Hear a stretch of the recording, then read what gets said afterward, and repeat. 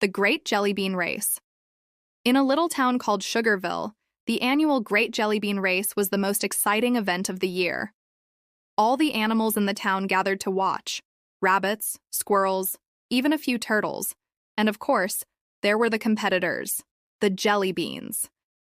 Every year, a jellybean from each color would race across a huge obstacle course made of marshmallow mountains, chocolate syrup rivers, and candy cane tunnels. The first jellybean to make it to the finish line would win the coveted title of Jellybean Champion, and best of all, a giant bowl of whipped cream to dive into. This year, there were some very interesting competitors. First, there was Chipper, the green jellybean who was fast as lightning and known for his speedy flips.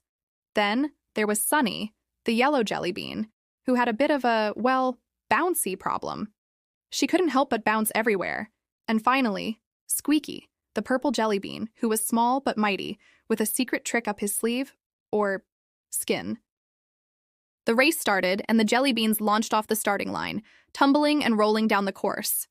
Chipper took the lead, flipping over marshmallow rocks and speeding past the chocolate syrup river with ease. Sunny bounced and bopped behind him, giggling as she went boing, boing, boing over each obstacle, while Squeaky rolled slowly but steadily, whispering to himself, "Patience, Squeaky. Patience."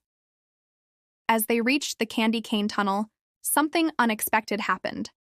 Sunny's bouncing grew too bouncy, and she shot straight up into the air, over the candy cane tunnel, and landed right into the giant bowl of whipped cream. She was so happy, she didn't even care about the race anymore. "Oh no! Sunny's out!" the crowd gasped. Meanwhile, Chipper was already halfway through the tunnel, but then disaster struck. He hit a sticky spot in the syrup and got stuck there, spinning around in circles and unable to escape.